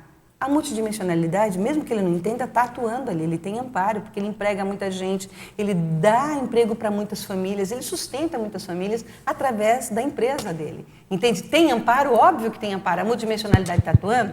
Está atuando. Mas o ponto que eu quero chegar, então, assim, o que faz essa pessoa ter desenvolvido ou ter aquela vontade atuante? É esse o ponto. Porque aí a gente está saindo um pouco da questão de ter a lucidez do princípio intermissivista. Eu estou pegando... Tudo bem, ele pode ter... de onde é que veio essa vontade, André, esse atributo? Eu considero que isso vem das vidas passadas da pessoa. Vidas anteriores. Assim, a gente, dentro desse roteiro da série X, né, cada ProX a pessoa vai construindo um pouco. Querendo ela ou não, sabendo ela ou não do processo multisserial, ela vai viver a multisserialidade. É assim que funciona dentro das leis cósmicas, né? Aí eu retomo a questão que o Rodolfo trouxe. O que faz isso? Então, isso, André, o que acaba acontecendo? Isso já é da própria consciência. O que é bacana é que alguns conseguem recuperar e conseguem estabelecer a meta naquilo que muitas vezes ela até propôs no período de intermissão, mas ela não recuperou com os da intrafisicalidade. Mas isso é dela.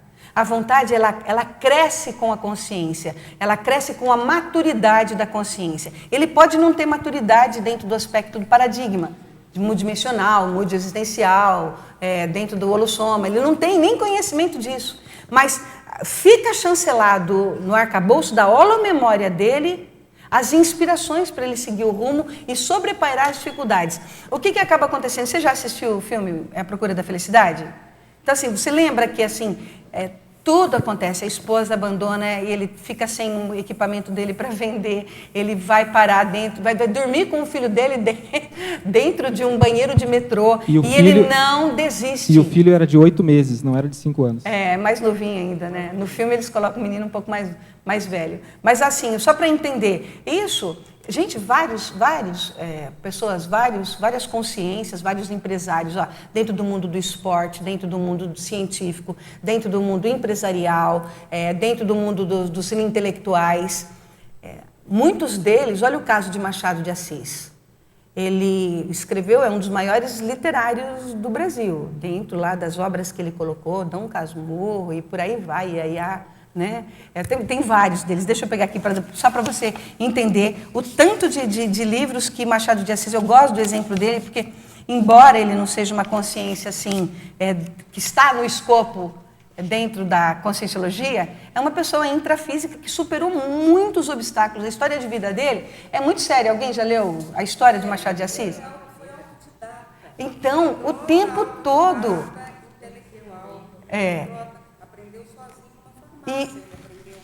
E Malo, eu gosto muito de exemplificar ele, porque assim, ó, ele deixou um legado dentro da literatura brasileira fora de série. Aqui, ó, é Yaya Garcia, Memórias Póstumas de Brás Cubas, a gente leu isso no 2º grau, não foi isso? Olha lá, Dom Casmurro, e tem outras obras que ele deixou. E todo o esforço, o desempenho dele não está respaldado porque ele conhece a conscienciologia, ou porque ele é intermissivista. A gente nem sabe se ele é ou não intermissivista, mas ele tem uma capacidade cognitiva brilhante que pode tornar ele e recuperar. Oi? Eliana. Então, ele é uma consciência em evolução que, assim, e dentro, chancela no processo dele que existe algo maior a ser feito. E na prática de todo mundo tem a interassistência.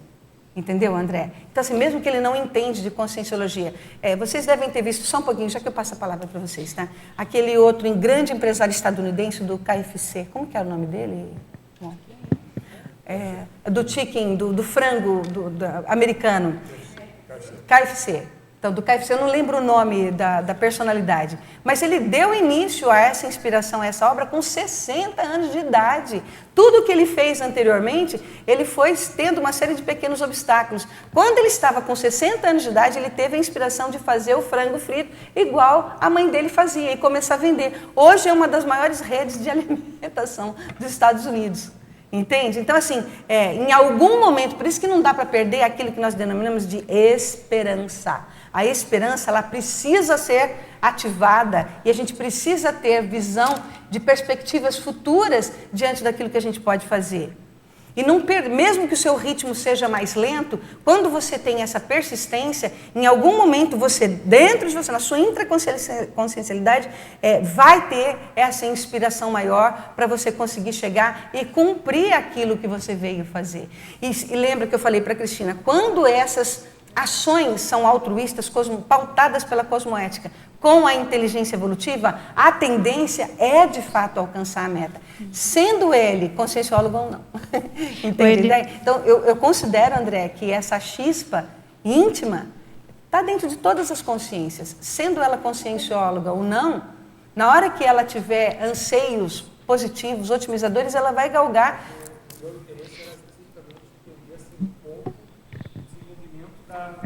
Da vontade. Esse era eu trouxe como exemplo que assim, a gente trouxe, a professora Malo trouxe a questão dos princípios intermissivistas que, obviamente, vão facilitar o desenvolvimento da vontade, obviamente, no nosso contexto. Mas aí eu quis trazer pessoas que não têm esse conhecimento, e qual é o ponto que justamente faz, claro, tem o histórico eu considero que assim, André, assim, dentro dos meus estudos, tá? Não existe um momento Existem os momentos de virada, mas não existe esse momento aqui vai começar a vontade da pessoa. A vontade, ela amadurece conforme a consciência amadurece. Ela está na raiz do temperamento das consciências. Se você ler aquele verbete do professor Valdo, da raiz do temperamento, você vai ver que o início, o sopro, o ânimos, né? Que tem de impulso de sopro de vida, ali começa a vontade. Entende? E assim, de acordo com a experiência, de acordo com o grau de maturidade, de acordo com o jeito da consciência, processar aquela informação, dela experimentar aquilo que é necessário para ela crescer e para ela evoluir, né? Isso vai fazendo com que essa vontade amadureça. Não tem um momento assim, agora eu tenho vontade, apareceu a vontade. A vontade, ela é de viver. Se você pegar o Schopenhauer lá, ele vai falar que vontade de viver é todo um processo dentro do contexto social, né? E que acontece. Ele não é essa vontade que a gente está falando aqui, tá? Então, assim, mas já é o início da forma da pessoa se expressar com tudo que ela tem de bom e de melhor. E também de ruim, de mazela, de patologia. Tá bem? Então, quando a gente fala força, inclusive, a gente precisa entender o significado da palavra força, porque a força ela pode ser estrondosa, uma força explosiva, uma força equivocada, uma força que destrói, né? Como ela pode ser uma força alinhada, usada, utilizada para a condição de materialização de concretizações, de performances intrafísicas. Eu acho muito bacana, eu só vou dar uma adiantada, que eu tenho uma coisa bem que eu considero bacana, né, para colocar para vocês, que é essa condição do fortalecimento da vontade, que é muito bacana a hora que você entende que, olha, dentro da vontade ternária, que é a obra do professor Valdo, que ele colocou, o verbete do professor Valdo, né, ele fala de uma maneira muito clara que os veículos de manifestação precisam estar alinhados. O que difere uma pessoa da outra é esse livre-arbítrio que ela tem de atuar, né? É a cosmoética com a vontade dela, nas ações dela. Se ela tem a cosmoética dentro dessa vontade ternária, ela vai alinhar o soma, ela vai ter saúde para fazer as coisas, porque requer discernimento para a gente materializar e concretizar nesse plano aqui, nessa dimensão aqui, você precisa do corpo. Então, ela vai cuidar da saúde dela, ela vai cuidar do psicossoma, ela vai buscar equilibrar o psicossoma, manter a serenidade, a pacificação, a paciência necessária que advém, é um atributo do psicossoma em si, né? Ela vai buscar dar ritmo na evolução dela e vai ampliar as competências cognitivas para ela entender melhor o que ela precisa fazer e para ela se autoestudar, inclusive para ela poder superar as barreiras e os obstáculos que ela tem. Ó, os 3 veículos de manifestação. E junto com isso, a energosfera, que vai dar energia e vai ajudar no equilíbrio e na execução das tarefas quando os 3 veículos estão alinhados. Se um tiver desalinhado, essa questão de alcance da meta já era aquilo que a Mercedes estava colocando anteriormente. Se o soma estiver doente, a pessoa pode ter uma cabeça gigante, a pessoa pode ter um brilho enorme no processo dela, mas ela não consegue atuar adequadamente para ela poder estabelecer e concluir a meta dela. E as metas não é só as que são mais consistentes, a que tem aquele strong profile, né? Que a pessoa traz e que dá força presencial para ela não pode ser só no mundo das ideias. Ela precisa estar no mundo das ideias, mas ela precisa passar pelas 3 condições básicas, que é o mental soma, o psicossoma alinhado, as emoções sendo transformadas em sentimentos mais enobrecidos, a gente pode colocar assim, né?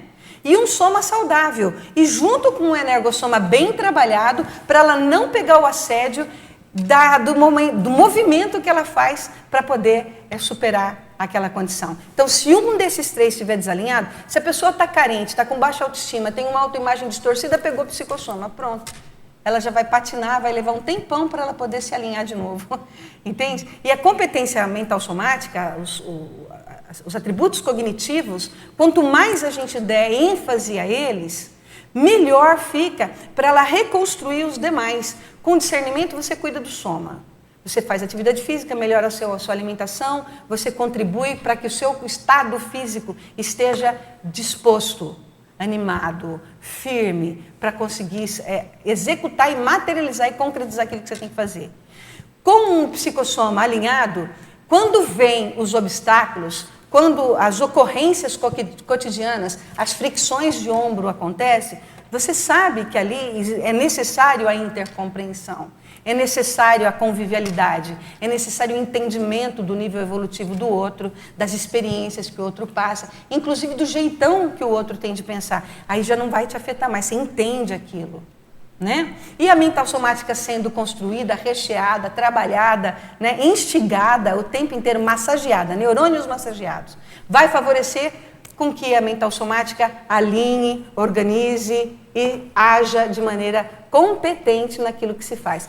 Um veículo esfacelado é complexo alcançar a meta. Olha só, quando alguma emoção pega, quando algum assédio pega, quando alguma consciência atrapalha, né? Uma série de questões com a própria família acontece e pegou a emoção, a pessoa já muitas vezes bota a culpa no outro, porque é assim, ela não estabelece uma linha de entendimento, de raciocínio claro que aquilo faz parte, que aquilo é necessário para exercitar aquilo que ela precisa naquele momento evolutivo. Então, na hora que a gente desdramatiza essa questão, a gente entra para o fluxo do cosmos. Eu estou pensando dessa forma, eu não sei se vocês estão de acordo com esse pensamento. Eliana, só um pouquinho, Cris. Eu queria fazer um comentário dentro do que ele falou ali do André, né, sobre o fato de você ter vontade, mas não ser necessariamente um intermissivista, ser uma pessoa que tem um pouco mais de discernimento pró-evolutivo, né? Então, assim, uma ideia que me vem, que pode ser um dos fatores, não vou dizer que é o único, mas é assim, a pessoa, no dia a dia, a gente tem muitos valores que são emprestados, que não são necessariamente nossos. Então, é assim, a sociedade, ela põe um valor para você. A conscienciologia, ela põe outro valor para você. Às vezes, você é um intermissivista, mas você está seguindo alguma coisa que disseram para você que você deveria fazer. E não necessariamente aquilo que lá de dentro você queria fazer. Que é a autenticidade consciencial, que é onde você... Eu acho que a vontade, ela, de algum modo, ela está relacionada com isso. Porque você se expressar de uma maneira que você consegue ser quem você é. E aquilo que você quer, de fato. Independente dos motivos. Aí, Marguê, só assim, eu concordo com você, eu sigo essa linha de raciocínio, tá? O que nós não podemos é demorar para entender aquilo que precisa ser arrumado. Dentro do processo dos veículos de manifestação, a gente precisa entender, assim, com profundidade, o que precisa ser arranjado ali. E não sair dessa vida sem arrumar a casa, entendeu? Porque assim, a vida ela está colocando uma série de experiências o tempo inteiro para a gente poder melhorar. Só que o que acaba acontecendo com a gente? A experiência acontece e nós somos muito dispersos, distraídos e nós não observamos aonde precisa ser corrigido, o que precisa ser corrigido, o que precisa ser melhorado. Eu considero que assim, nós temos dentro da autopesquisa N ferramentas que permite que a gente faça essa autoobservação. E nós nem usamos essas ferramentas todas. Entende? Só o estado vibracional, ele dá, assim, um trabalhão para você saber implementar ele para valer. Porque nossa atenção, ela é desfocada. A atenção com foco ajuda a gente a trabalhar o estado vibracional. Trabalhou o estado vibracional, você vai sentir um realinhamento e um alívio e vai entender melhor os seus veículos de manifestação. E na hora que você experimenta, assim, o cotidiano é o tempo inteiro laboratórios que a gente tem, com as consciências que a gente convive. Nós perdemos tempo em saber qual é a melhor expressão. Aí, Marquê, o ideal é assim, dentro do cotidiano de cada um de nós, o que é aquilo que você sabe que tem que ser melhorado? E não fazer vista grossa para isso, é melhorar mesmo, é aproveitar o cotidiano para tirar partido da oportunidade da vida. Nós, às vezes, nem pensamos naquilo que é isso aqui que eu tenho que melhorar. Entende? Olha só, eu não estou dizendo que eu seja a rainha da vontade, não, tá? Mas olha só como que eu estou observando isso no meu escopo de experiências. Eu não posso sair daqui sem me intelectualizar. Nessa vida eu preciso ser intelectualizada, eu quero me intelectualizar. Por quê? Eu sou muito psicomotriz. O que você der para mim eu vou resolver, eu vou dar meu jeito para resolver. E eu penso assim, melhor feito do que perfeito. Tem melhor feito do que perfeito. Você sai, você vai à busca. Você tem inteligência evolutiva, você faz o melhor feito e vai buscar incrementar, melhorar a performance para que aquilo... Perfeição não existe aqui, mas para que você aprimore o melhor possível dentro do seu contexto de cotidiano. Mas a gente precisa saber qual que é o fino do fino.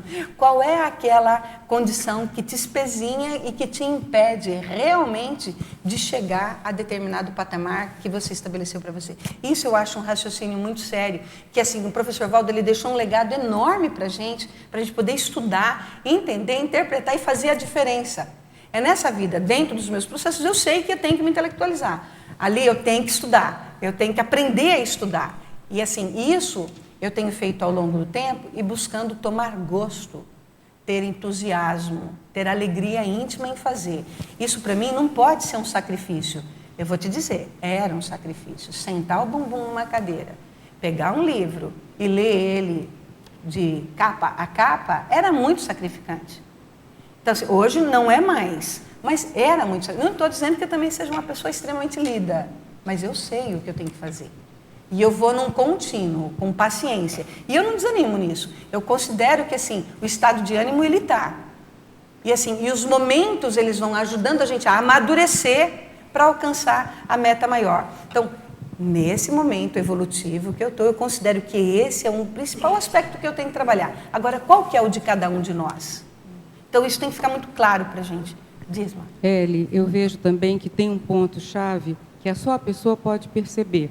Quando ela já deixou para trás interprisão, vitimização e a própria recomposição, existe uma passagem que é quando a vontade ela deixa de ser egóica, muito centrada em si, empregada corretamente para se melhorar, mas egóica. Ela não consegue ainda ter uma ponte para a outra pessoa. Na hora que a vontade sai da egóica para uma vontade mais altruísta, que isso só pode ser natural, não dá para bancar. Tem muita gente fazendo assistência, às vezes não fez essa ponte ainda. A ponte ainda está centrada em si. Eu faço desassédio porque eu preciso ficar melhor. Eu faço desassédio para melhorar o meu ambiente. Então, é possível, sim, fazer assistência ainda egóica. E só a própria pessoa pode dizer quando ela saiu dessa circunferência, desse ambiente circunscrito, de um espaço de manobra reduzido, quando ela realmente vai para a interassistência da libertação, da policarmalidade. É quando não é mais obstáculo, é desafio. Isso. Aí, e quando não é obstáculo e se torna desafio, é retroalimentador. Você não tem que pensar todo dia, eu preciso fazer um esforço. Não tem nada disso. Uma coisa leva a outra. Então, a retroalimentação, ela vai te levando numa corrente positiva. E é um fluxo positivo e que te mantém no ritmo. E você não escolhe as metas mais. As metas são definidas pelo amparo. Então, você sai dessa linha e você começa a deixar. E para onde vamos, então? Você consulta o colegiado. É para fazer? É para largar? Deixo agora? Como é que faz? Então, já acabou aquela preocupação com essa liderança compulsória. Entendeu? Exatamente. Acabou isso, não tem mais. O fluxo vai para lá, você segue o fluxo, você trabalha em colegiado, em equipe, e não tem mais obstáculo. Tem desafios. O próximo desafio é este. Você vai para lá. Agora, a carga acumulada de energia, que já foi feita pela própria assistência antiegóica, ela te conduz àquela outra meta. E chega ali e eles já avisam, olha, para cá. Então, eu vejo que essa interlocução real com o amparo extrafísico, além de princípios intermissivos, eu vejo o diálogo real. Porque quando é a vontade egóica, é monólogo. Eu quero fazer isso. Eu vou para cá. Eu vou para lá. Eu agora quero... Então, você diminui o quero, o seu querer é muito maior. Agora, você pensa no coletivo, né? Você quer o grandão. Então, os amparadores apontam, essa tarefa é que vai alcançar a maior magnitude. A energia corre toda para lá. E não tem um bater o pé no chão, não quero, porque você sente prazer em ser desafiado. É natural, porque a satisfação ela vem disso. Existe uma carga de energia natural que vai impulsionando você para as próximas metas. Agora, o desvio do foco de si para fora, ele é muito claro quando ele acontece, que não há mais esse tipo de preocupação mortificadora. E será que está na minha ProEx? Será que não está na ProEx? A pessoa é não meu fica ou é mais do outro? Não preocupada interessa com isso, mais isso. Essa discussão já acabou, porque ela é um monólogo. Então, você sai do monólogo, vê como desafio e começa a se retroalimentar. Deixar-se levar pelo processo. Agora, você vê que paradoxo. Você tem que controlar tudo primeiro. Depois você solta. Relaxa. O fluxo te leva à próxima meta. Então, mas aí uma coisa que eu vejo, Malu, eu concordo em gênero, número e grau com a condição que você colocou, com a tua informação. Uma coisa que eu observo dentro desse processo de estabelecer rumo na nossa vida, vai chegar um momento, e o bacana é saber, inclusive, qual é o patamar evolutivo, estágio evolutivo que a gente se encontra. Porque a gente se encontra ainda muito na vitimização. Olha, gente, só para ter uma ideia, desculpa com perdão da expressão, mas se a pessoa está queixando de alguma coisa ainda, reclamando de alguma coisa ainda, ela ainda está na fase da vitimização. Ela não está nem na recomposição. Reclamou, queixou, ela ainda está ali na vitimização. Então, na hora que não tem mais queixa, não tem mais reclamação, ela está entendendo o fluxo de vida, ela entra para o estágio da recomposição. Da recomposição, nós vamos notar que os resultados das ações, eles são mais frutíferos, são mais eficazes, que é o que vai mantendo a gente na Primener. Então, assim, o professor Valdo, ele coloca, né, tem uma frase dele muito bacana. Você quer saber o grau da tua vontade, o nível da tua vontade, o tanto de vontade que você tem? Dá uma observada no resultado que você tem das coisas, das tarefas que você realiza. Embora seja ela, assim, antes feito do que perfeito. Não está perfeito, mas você tem bons resultados. Você conseguiu, contribuiu, ajudou, participou, fez acontecer. Aquilo dá a sensação de que o rumo está correto.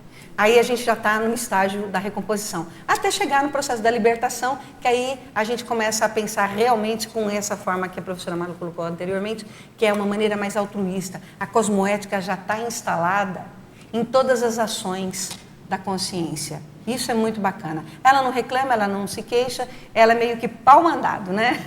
Ela se torna pau mandado. É o que o professor Valdo colocava, né? Só que eu estou aqui, eu sou pau mandado.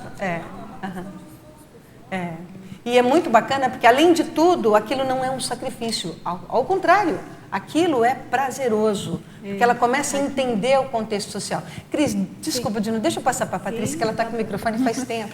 Eu queria que você falasse um pouco, Eli, da vontade no contexto das lavagens cerebrais, da falta de discernimento. O que acontece? Nós colocamos anteriormente, logo no início do processo, que é assim, Patrícia, nós temos no processo social a lavagem cerebral que é feita, né, até coloquei lá uma filósofa, uma professora que eu gosto bastante de descobrir ela dentro da Nova Acrópole, que é uma escola de filósofos. Ela coloca assim que nossa sociedade é uma fábrica de homens débeis.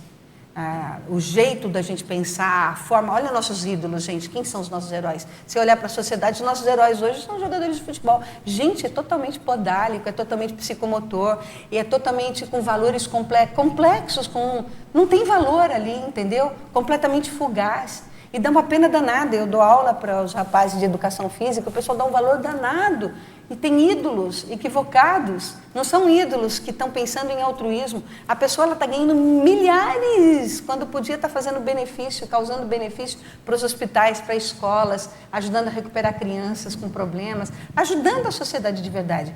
É uma distorção de valores dentro do contexto da educação social. O que nós precisamos é sair desse processo para a gente não ficar com a nossa vontade curtinha e não perder tempo dentro da nossa vida. A nossa vida, ela é para fazer, é para construir, é para ter um sentido.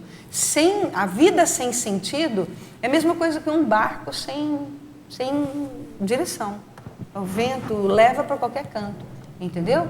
Que é uma frase do Sêneca, né? Quando você não sabe para onde vai, qualquer vento que soprar a seu favor está tudo sério. E no caso, o que ajudaria nesse processo? Informação? Exemplificação.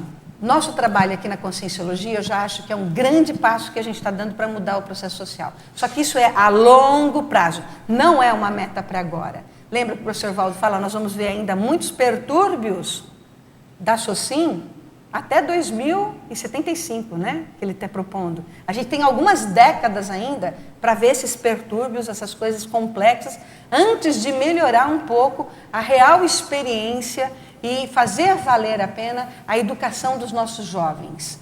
A gente ainda tem, na educação, no contexto cultural, na mesologia, muitas distorções de informação. Isso não é legal, porque vai direcionando, né? Parece uma manada.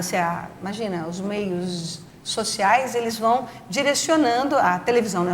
A mídia vai direcionando a sociedade. Se as pessoas na sociedade não tiverem o seu discernimento, o seu espírito autocrítico para poder buscar o seu caminho, ela fica entranhada por valores pequenos, né? Valores assim, ganhar dinheiro rápido, com o mínimo de esforço, dentro da zona de conforto, ser um grande ídolo, fazer sucesso, mas sem esforço. Entende? Então, se você vê assim, dentro do mundo da arte, assim, do mundo do esporte, assim, várias condições são assim. E você tem algum caso, assim, exemplativo dessa virada, assim, livro, filme, alguma coisa assim para indicar? Você lembra de algum? Não. O que a gente tem, assim, é dentro do mundo dos empresários, pessoas que viraram a mesa, né? Pessoas que, assim, no rumo... Por que tem algumas pessoas que conseguem ganhar muito dinheiro? Consegue ter muito dinheiro. Tem uns que têm a vontade cosmoética e burlam uma série de situações. A gente não está falando disso. A gente está falando daquela pessoa que é cosmoética. Ela não sabe nada de multidimensionalidade, mas as ações dela são cosmoéticas. Ela emprega muitas famílias, ela trabalha com muita gente, ela dá oportunidade de viver. Tem amparo em tudo isso. Os amparadores aproveitam todo e qualquer sopro de vontade bem intencionada para construir e fazer valer a pena a vida do outro. Se na ação daquela pessoa ela vai repercutir uma questão de, sei lá, ajudar 500 famílias, os amparadores vão ajudar ela a fazer aquilo. Quando começa a emperrar? Quando começa a atrapalhar e a ter situações complexas? Quando essas atuações são anticosmoéticas. Entende a ideia? Então, assim, a gente tinha colocado essa questão logo no início. Então, gente, voltando, os fatores que influenciam na vontade, né? Fatores que nós podemos ter no nosso cotidiano para melhorar a competência da reflexão da nossa própria vontade. né? A gente vê que assim, ó, a determinação é uma postura decidida e leva a consciência a perseverar e a ter continuismo. É a determinação que a gente coloca nos procedimentos, no comportamento que a gente tem, que vai fazer a gente dar esse continuismo. A pessoa mais exemplar que a gente tem nesse sentido foi o professor Valdo Vieira, né? Extremamente determinado, de uma vontade férrea, javalínica, de uma vontade cosmoética imensa. Olha tudo que ele construiu. Então ele, se a gente precisa de ter aí, vamos supor, né, não me interpretem mal, mas um herói dentro do contexto da vontade, dentro de exemplificação, a gente pode mencionar o professor Valdo, né, que assim que veio numa construção constante, sem perder o rumo. E olha que muitas baleias, muitos sapos, muitos problemas foram sobrepairados, com capacidade de resiliência incrível. Aliás, no caso dele, eu acho que não tinha nem resiliência, né? Porque ele sabia tanto do rumo dele que ele colocava, né? Que desde os 14 anos, ele sabia exatamente o rumo que ele tinha que seguir. Então, assim, é impressionante a condição de manter esse rumo. Todas essas grandes consciências que a gente vê como ídolos, como heróis, como consciências competentes, que causaram bem para a sociedade, essa condição de um ideal. Entendam o que eu vou dizer, um sonho, mas não um sonho fantasia, é um sonho de ideal. O que a pessoa tem dentro dela que ela quer alcançar, que ela pode e sabe que pode ser construído no cotidiano? Então, isso... Oi? Alguém falou alguma coisa? Arcabouço evolutivo. Então, exatamente. Agora, quais são os nossos anseios? Então, muitas vezes, Cristina, a gente nota que dentro da nossa Proex em si, nós não damos a atenção àquilo que precisa, o legado que a gente precisa deixar na nossa Proex.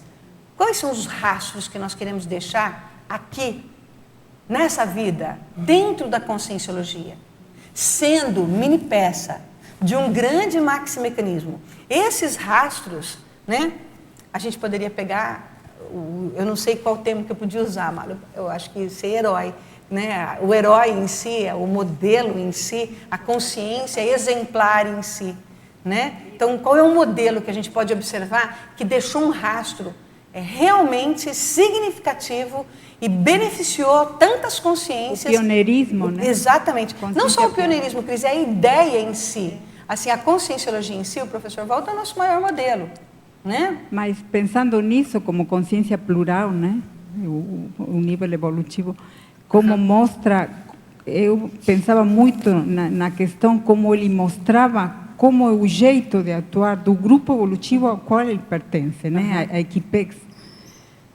Dá para pensar isso, né?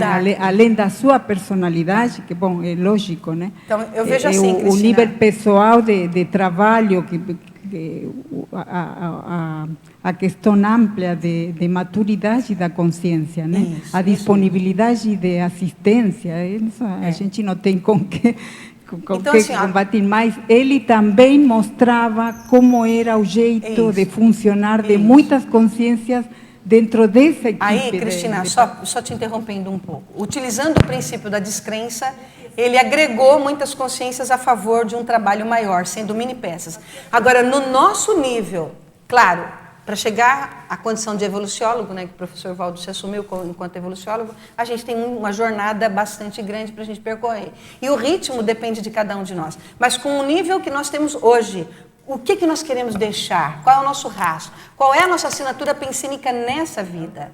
E correr atrás para construir. Então, essa é uma meta.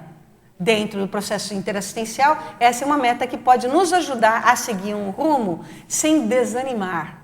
No momento que tudo ficar difícil, você manter essa força íntima para você fazer a diferença e contribuir com o teu quinhão, com aquilo que você tem competência de contribuir, mas realmente de maneira eficaz, tá bem? Então tem algumas coisas aqui, está acabando o nosso tempo, tá, gente? Eu só quero colocar algumas coisas que eu acho bacana de ajudar para a gente pensar nessa condição. O primeiro deles, dentro do nosso processo em crises evolutivas, é ter capacidade de resiliência. A resiliência é se reconstruir o mais rapidamente que a gente puder. Teve problema, teve uma crise, teve uma perda, teve qualquer adversidade, qualquer vicissitude cotidiana, se reerguer, sobrepairar a situação e pensar na aprendizagem daquele momento. A resiliência ela é imprescindível para poder alcançar a meta. E trabalhar com a multidimensionalidade, com essa tanto de consciência que tem o tempo inteiro junto das consciências na qual nós convivemos, nós precisamos de ter essa capacidade o mais brevemente possível, construir a resiliência dentro da gente.